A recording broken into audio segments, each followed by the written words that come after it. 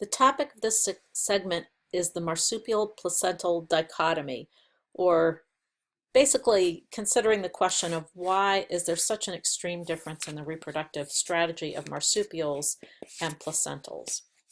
And just to recap, marsupials have a very short gestation period, so the young are born very incomplete in terms of the development of their organ systems and their sensory systems and their ability to locomote, while placental mammals usually have a longer gestation and are born anatomically complete.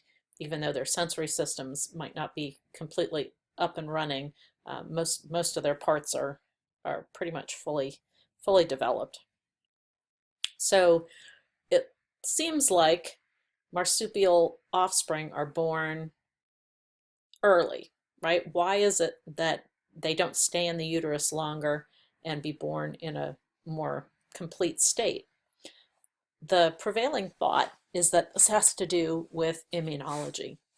And so this is a really superficial overview of immunology. Some of you may have had immunology classes and understand this at a much deeper level, but the basics are that the vertebrate immune system is very well developed, and it is really good at recognizing self versus not self, the things that belong to you, the tissues and cells that belong to you, versus tissues and cells and substances that are not produced by your body. So invading substances like viruses and bacteria and toxins that your body needs to defend against.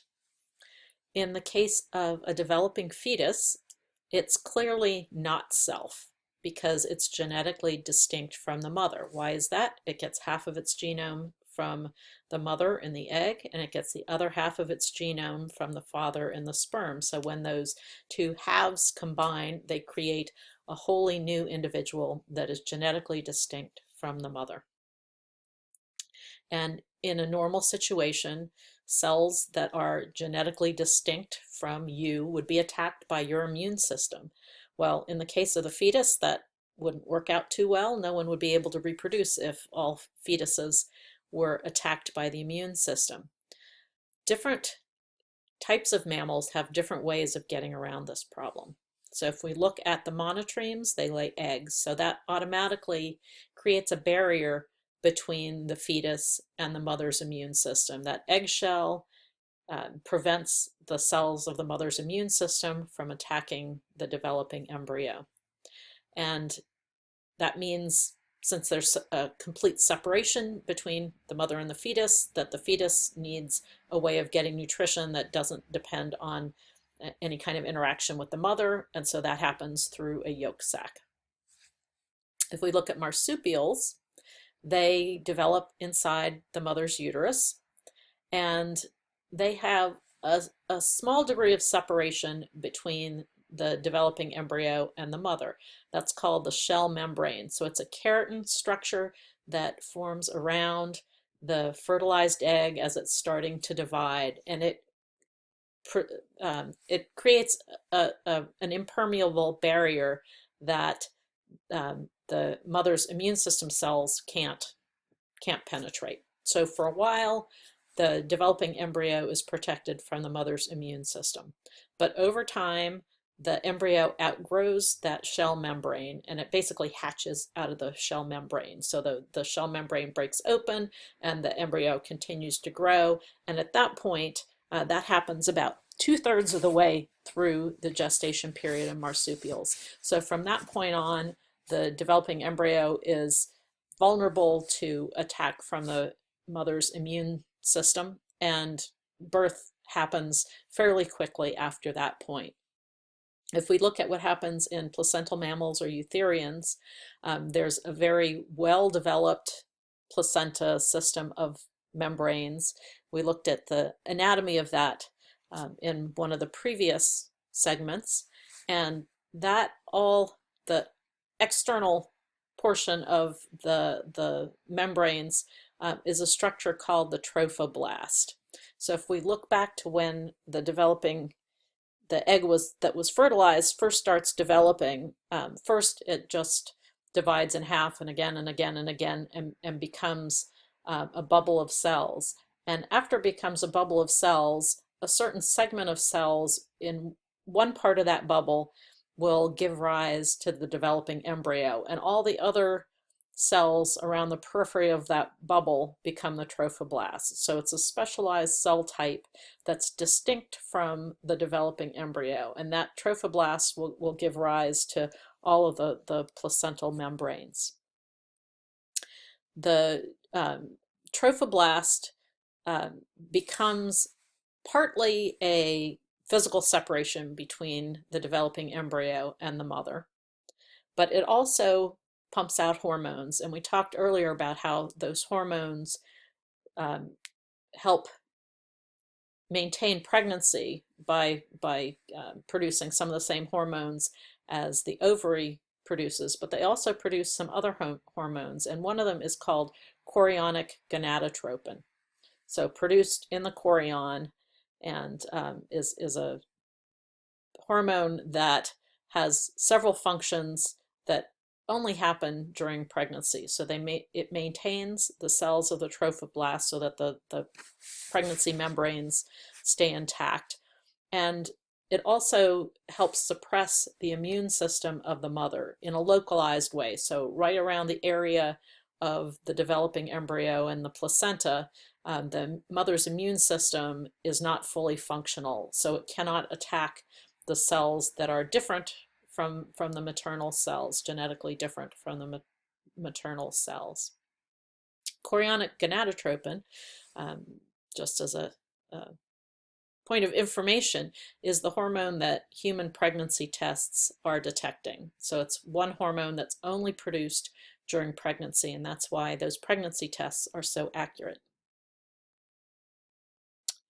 So this sets up a situation where placental mammals can maintain a very long pregnancy, but marsupial mammals cannot, because they run into problems with interference by the mother's immune system after a very short time. So what are the advantages of being able to retain a developing embryo for longer? There are lots of advantages. One of them is that you can have precocial young. So you can give birth to offspring that are much more anatomically complete and able to locomote and having their sensory systems fully functional. So they're much more independent and self-sufficient than altricial young. Another thing that happens is that you are able to have increased structural diversity, and especially in limb structure. If you look at marsupials when they're born, they're very undeveloped in most of their bodies, but their front limbs and their hands are very well developed for grasping, because they need to get from the birth canal to the nipple to attach. And because of that, they're already developed. They can't develop into something completely different. So there's no chance for those forelimbs to become wings or to become hooved like in cows. So there are lots and lots of different kinds of limb structures that we see in placental mammals that you never see in marsupials, just because of this issue of having to have a very specific type of forelimb structure for grasping in that very first stage of life after birth.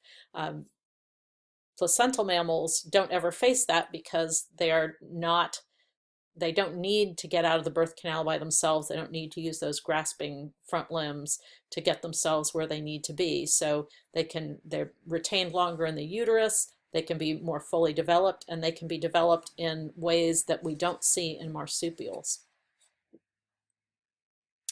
So that leads to the question of, are marsupials inferior to placental mammals? And there are lots of things we can look at that suggest that they are. So if you look at the kinds of habitats where you find marsupials, you don't find them everywhere. There are no ocean-living marsupials, for example. There are none that fly around in the air. There's less diversity of locomotion. Again, you don't have fully aquatic, so swimming marsupials are ones that spend all their time in the water. You have some that spend a little time in the water, but they're not fully aquatic. You don't have any that fly. You don't have any that live in Arctic areas. that are very, very cold. You have less diversity of foraging types, so you don't have ones that feed on flying insects or that filter feed the plankton in the ocean. There are no really, really big marsupials like we have elephants or blue whales. If you look at their social organization, it tends to be much less complex. So you don't have lifelong monogamy. You don't have multi-male, multi-female groups that are pretty much permanent in composition, the way you sometimes see in placental mammals. There are not as many species, so we call them less speciose. And they only seem to be diverse and numerous in places where there's not a whole lot of competition with placental mammals. So namely in Australia, where there are very, very few species of placentals, and they only got there recently. That's where you see the most diversity of marsupials. And so that seems to suggest that they're not as good at colonizing new areas and competing with other species, placental species, for other places where they are found. So is this competitive disadvantage the result of the way they reproduce? And there's some lines of thought that do attribute their lack of competitive ability to their mode of reproduction, because it does limit the kinds of environments where they can live. You can't live in the water because they would drown. The infants that are in the pouch, they're not developed enough to swim on their own. You could never raise infants in that watery environment. But there are other factors besides reproduction that might be at play. Their brains are much smaller and their brains develop much more slowly. So as a result, they're not as capable of learning. They're not as behaviorally flexible as placental mammals are. So they're just at a disadvantage in terms of their brain power and their ability to learn. They also have a smaller number of chromosomes, and some have suggested that this is a disadvantage because they have less options for flexibility, genetic flexibility. They still obviously have mutation, but because they have fewer chromosomes, they have less ability for chromosomal segments to be translocated to different places, and that's another way of introducing genetic variability. They also have very low reproductive rates because their offspring develop very slowly over a very long period of time instead of fairly quickly like we can see in some placental mammals. But there are some that argue that this is not a total competitive disadvantage because of reproduction, that the reproductive strategy that we see in marsupials is actually just another way of doing things that is very advantageous in certain kinds of ecological settings, because the energy requirements at any one point in time are very low. They're spread out over a long period of time, but if a mammal lives in an ecological setting where the resources are very unpredictable, a placental mammal might lose all its offspring because the availability of resources dips down temporarily, because it requires much more resources to quickly produce a very well-developed offspring. The marsupial strategy, spreading out those resources over a longer period of time, means that if the availability of resources drops, the marsupial can still probably successfully raise its offspring. And it's also able to quickly replace lost offspring, because many species go through embryonic diapause and have a species ready to go if the earlier offspring happen not to survive.